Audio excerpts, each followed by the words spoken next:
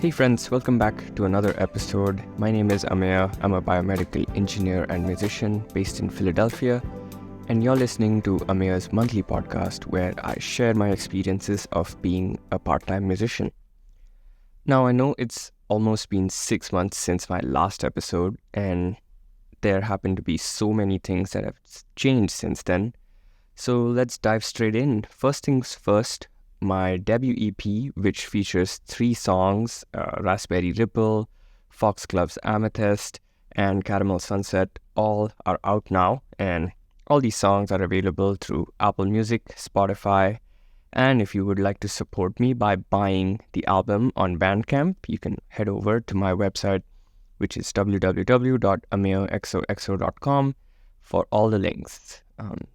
Let's begin. To start off today's episode, I'll just list out a lot of these updates since the last 6 months and all the big things that are happening in the near future. So to be honest, I have tried to keep up with this podcast as much as possible. My YouTube channel, my Instagram live, my live set collaborations. I'm also producing for a few artists.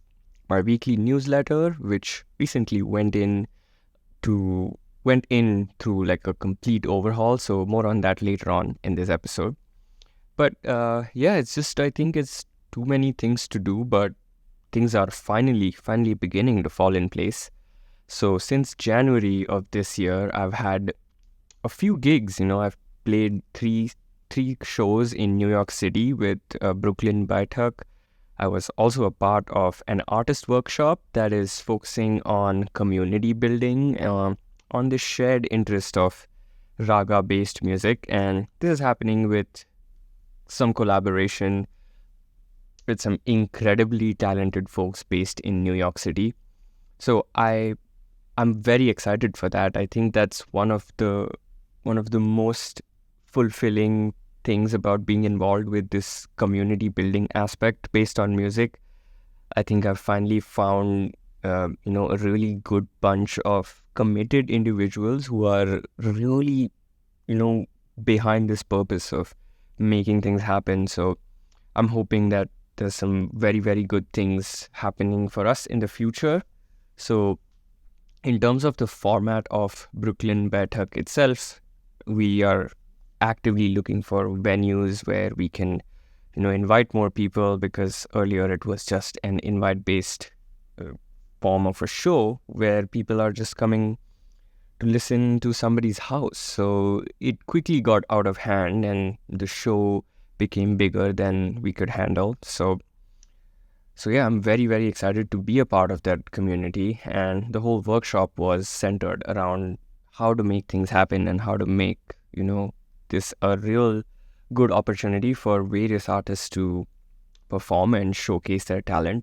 So we plan to do that on a monthly basis. And if you're based around New York City or the tri-state area, you can always find links for this concerts. It happens once a month. The next one will be on June 25th. So make sure you get tickets for that and come for a show and say hi. It would be very cool to experience something, and all your feedback would mean a lot. So if that's something that interests you, Indian classical music based on some fusion acts, then definitely plan on coming to Brooklyn Baitak. I also have 2 new projects that I'm very excited to be a part of. I am working with a Chilean singer and will be heading into the studio around early August to begin recording guitars for his full-length album. Now, if I was to describe the genre of these songs, I think it would be like a perfect mix between folk and country music, but with a definite Spanish twist, and I'm really looking forward to tracking it. The one thing that I'm really enjoying by learning other people's songs is that it has really forced me to take a deep dive into the theoretical side of things, so much so that it has now become an inevitable part of my practice routine. Which now has graduated to a 90-minute per day time slot, which is which can be divided into like 30 or 60-minute blocks, really depending on my availability through the day. But I try as much as I can to not miss a day of practice. And by learning a lot of the songs, I think the theory side of things has become so useful in just understanding the flow of the song and just expanding my vocabulary in terms of guitar playing. So very excited to, go into the studio and use all of this new knowledge that I have gained in a relatively short amount of time. I feel like I've learned a lot, and now it's the time to really internalize everything and apply it and see where that takes me, or see what sort of soundscapes are created using this newfound knowledge. So it's quite an exciting time in terms of collaborations for sure. And another new thing is my podcasting setup has finally gotten a much needed upgrade. I have this really cool mic from DJI that I purchased recently, and that is going to give me the flexibility to really record from anywhere as opposed to how I really used to record my podcast from my home studio setup with the studio mic and everything. But yeah, so since I have this new mic and it gives me the flexibility to record from, any place just via Bluetooth, I think I'm going to do a lot of these voiceover style videos and podcast episodes as often as I can. So that's definitely something to look forward to. But so I agree that if any of you listeners are, interested in helping me produce this podcast, I would definitely get in touch. I feel like with work and all my other musical interests working so much in tandem, this tends to get neglected, and it's just really not the priority because it's just not high enough, right? Like I would definitely prioritize learning something new or just my practice routine if I have like 30 or 45 minutes to spare rather than recording a podcast episode. So if you are someone who has a few hours in the day that you can spare, or a few hours in the week even, feel free to get in touch with me via Instagram or email. You can find all the links in the episode. And yeah, I would really, really appreciate the help. So I think in terms of like quick updates, I am as current as possible as for this episode. And I also have realized that I've been rambling on for about 8 minutes. So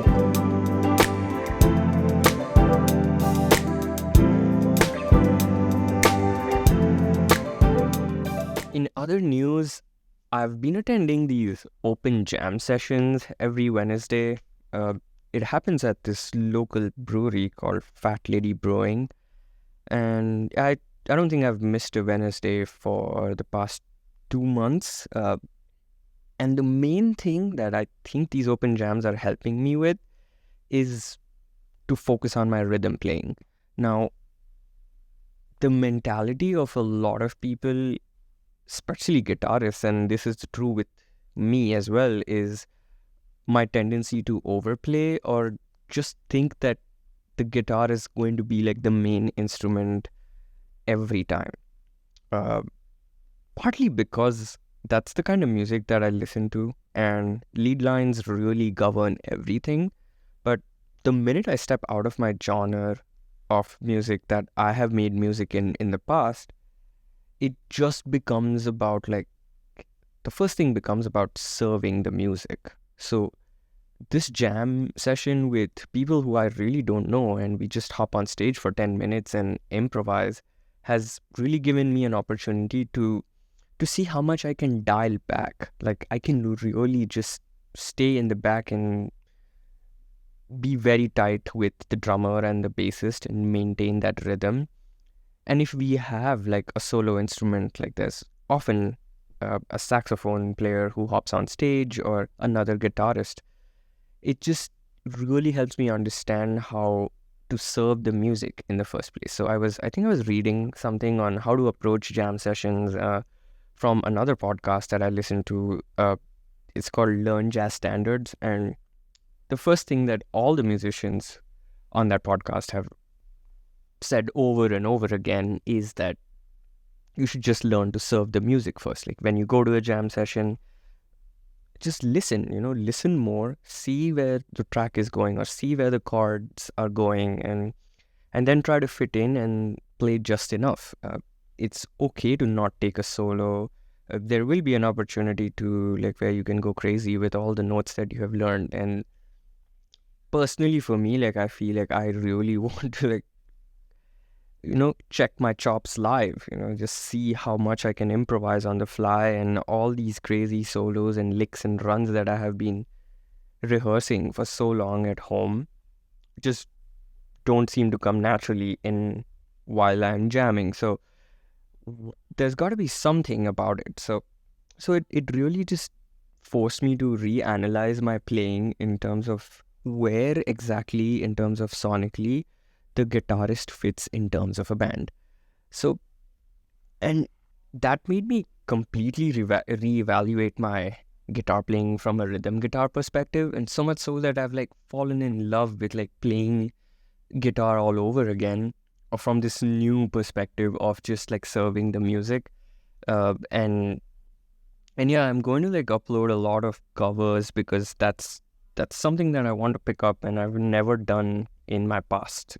In the past, as many years as I've played guitar, I've just always stayed away from covers. So I finally identified a few songs which really resonate with me, and I love certain Michael Jackson songs and certain songs that Quincy Jones has produced with Steve Lukather. And I think I'll just do a whole podcast episode breaking each of those down and how I'm approaching them. But Open Jam has been absolutely incredible in terms of course, reevaluating my guitar technique and just meeting musicians live, just meeting so many different musicians around, and there's just so much talent. So appreciating that talent and getting new ideas and meeting new people has been fantastic. So if any of you listeners are looking to go out there and attend an open jam, I could not recommend doing that more.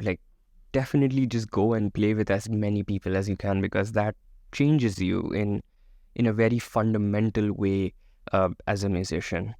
So I hope you guys take this piece of advice and just run with it, because you can't go wrong. And no matter what your skill level is, playing with people live is going to teach you so much more than learning things at home. Not to mention not to take away from your individual practice. I think that's what keeps you in the competition or in the game, really, because you have to do something every day to really achieve some level of mastery. But to be there and to have something to show for, and just to play with musicians who you've just met and communicate in a language which is entirely musical and non-verbal is an irreplaceable experience for me. So now I make sure that I don't miss the Wednesday jam, and I get to hang out with a lot of cool people and play some music. So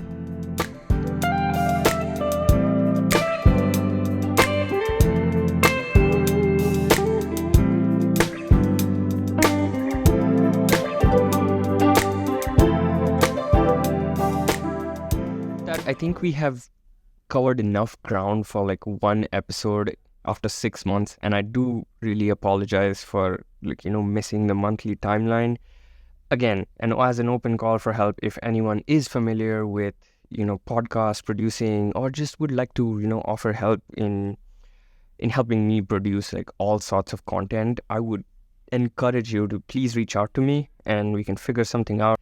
And in terms of YouTube, there'll be so much more content coming your way. So feel free to check in with me on Instagram. I think that's the most updated, way to see what's happening. I am playing live in Philadelphia on July 13th with a singer-songwriter. I'm very excited for that show because it's our first show in Philly. So if you're in Philadelphia area, definitely hit me up for tickets, and I'll see you there. So thank you so much for tuning in. and I promise that the next episode will be in the promised time frame. I really appreciate each and every one of you who is listening to these episodes. So thank you, and I will see you next time.